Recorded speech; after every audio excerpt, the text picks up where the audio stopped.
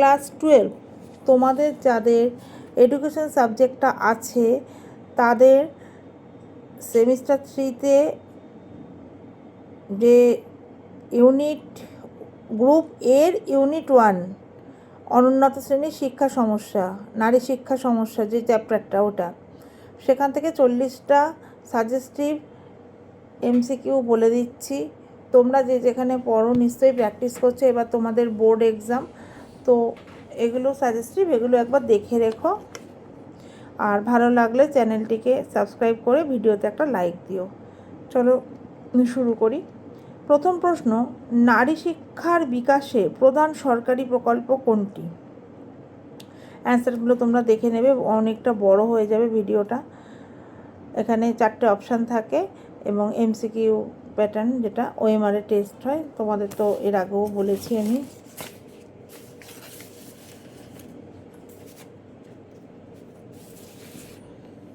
এরকম, ঠিক আছে, স্টুডেন্টরা এক্সাম দিয়েছে।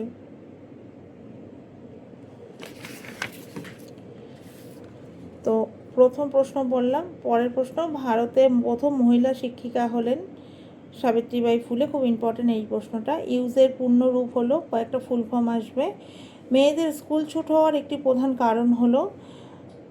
5 নম্বর প্রশ্ন, মেয়েদের বিদ্যালয়ে যাওয়ার ক্ষেত্রে প্রধান সমস্যা কী হলো। এবার আসছি 6 নম্বর প্রশ্নে।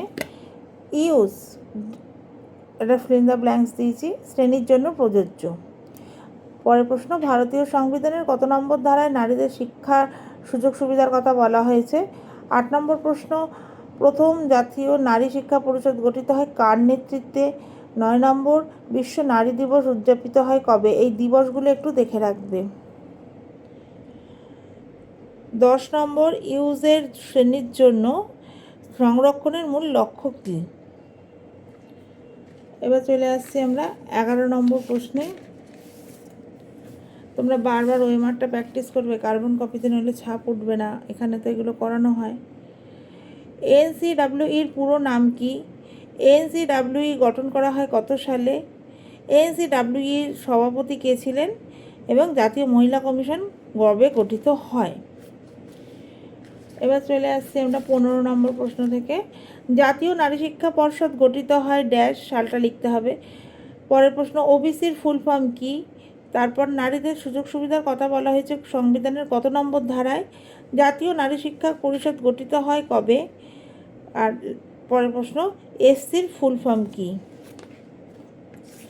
তারপরে প্রশ্ন, গ্রামাঞ্চলে মহিলাদের মধ্যে শিক্ষিকা প্রশিক্ষণ মহাবিদ্যালয় গড়ে তোলার বিষয়ে অভিমত ব্যক্ত করেন কে? ওই যে ডিএলএড বিএলএড যে কলেজগুলো তখন থেকেই চলছে, ঠিক আছে। জাতীয় নারী শিক্ষা পর্ষদের বিশেষ উদ্দেশ্য কী? পরের প্রশ্ন, প্রথম মহিলাদের শিক্ষায় মানোন্নয়নের জন্য যে কমিটি গঠিত হয় তার নেতৃত্ব কে দিয়েছিলেন? পরের প্রশ্ন, বর্তমানে নারী শিক্ষার হার ভারতে কত?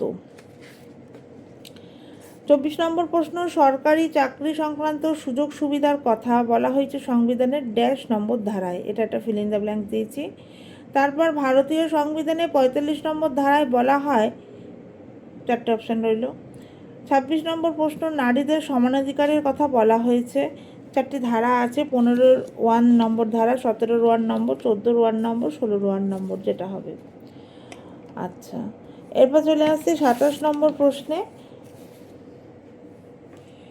বিবৃতি এ আর আর, দেখো এতে বলা হয়েছে ভারতের অর্থনৈতিকভাবে দুর্বল শ্রেণী ইউজ মানুষদের সংরক্ষণ করা হয়েছে, জন্য 100% সংরক্ষণ করা হয়েছে। রিজন আরে দেওয়া হয়েছে, ইউজের প্রধান উদ্দেশ্য হলো সাধারণ শ্রেণীভুক্ত শিক্ষার্থীদের জন্য সংরক্ষণ। তা তো নয়, সাধারণ শ্রেণীভুক্ত অর্থনৈতিকভাবে দুর্বল মানুষদের জন্য, এটা ঠিক, কিন্তু এটা তো ঠিক নয়। যারা দুর্বল পিছিয়ে পড়া তাদের জন্য। পরের প্রশ্ন, প্রথম মহিলাদের জন্য শিক্ষায় মানোন্নয়নের জন্য, এই প্রশ্নটা দুবার এসছে, তার মানে ইম্পর্টেন্ট আছে প্রশ্নটা। পরের প্রশ্ন, মেয়েদের শিক্ষা ও ক্ষমতায়নের জন্য পশ্চিমবঙ্গে কবে কন্যাশ্রী প্রকল্প চালু হয়? কন্যাশ্রী পদার্থটি কী? অপশানটা এরকমভাবে দেওয়া হয়েছে, স্কিম, প্রকল্প, আইন, কোনোটিই নয়, প্রকল্প।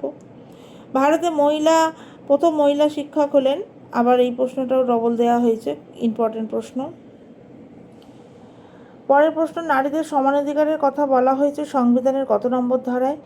পরের প্রশ্ন, নারী শিক্ষার বিকাশে প্রধান সরকারি প্রকল্প কোনটি? এবার চলে আসছি আমরা 34 নম্বর প্রশ্নে।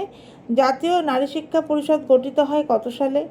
35 নম্বর, সাচার কমিটির রিপোর্ট প্রধানত কোন মানুষদের জন্য? 36 নম্বর, সংশোধনী ইউজের সংরক্ষণ 103 ড্যাশ মাধ্যমে চালু হয়েছিল। সংশোধনী, আইন, প্রকল্প, রীতি, কোনটা হবে? তাহলে সংরক্ষণ 103 নম্বর সংশোধনী। 37 নম্বর, কোন স্কিমটি SC/ST সম্প্রদায়ের মেয়েদের জন্য শিক্ষায় নগদ পুরস্কৃত করে? 38 নম্বর, মহিলাদের শিক্ষার জন্য কোন সরকারি উদ্যোগ বিশেষভাবে গৃহীত হয়েছিল? বেটি বাঁচাও বেটি পড়াও, ঠিক আছে। তারপর একটা EWS সুবিধা পেতে আবেদনকারীদের ড্যাশ প্রমাণপত্র জমা দিতে হয়। আমরা জানি এটা ইকোনমিক ব্যাপার, তাই আয়ের প্রমাণপত্র। লাস্ট প্রশ্ন, NEP 1986 মহিলাদের শিক্ষার জন্য কোন পন্থা গ্রহণ করেছেন? লিঙ্গ নিরপেক্ষতা, শিক্ষা বেসরকারীকরণ, সকল বিদ্যালয়ে সহশিক্ষা, শিক্ষার্থীদের মাধ্যমে মহিলাদের ক্ষমতায়ন। এই ছিল আজকে 40টা প্রশ্ন। তোমাদের যদি ভিডিওটা ভালো লেগে থাকে তাহলে একটা লাইক দিয়ে চ্যানেলটিকে সাবস্ক্রাইব করো এই রকম ভিডিও নিয়ে আসার জন্য। আর তোমরা যদি এগুলো করো তাহলে আমরা একটু উৎসাহিত হই। সেমিস্টার 2-এ যদি কেউ অ্যাডমিশন নিতে চাও নিতে পারো। তোমাদের সেমিস্টার 1 শুরু হচ্ছে 21শে সেপ্টেম্বর থেকে। 21 তারিখে আছে বাংলা, 24 তারিখে আছে ইংলিশ। পুরো রুটিনটা তো তোমরা জেনেই গেছো, ঠিক আছে। 7ই অক্টোবর পরীক্ষা শেষ হচ্ছে। ওই দিনকে আছে পলিটিক্যাল সায়েন্স। এডুকেশন আছে 4 নম্বরে। তো নেক্সট ভিডিও নিয়ে খুব শীঘ্রই আসবো। সবাই ভালো থেকো, সাথে থেকো। Thank you.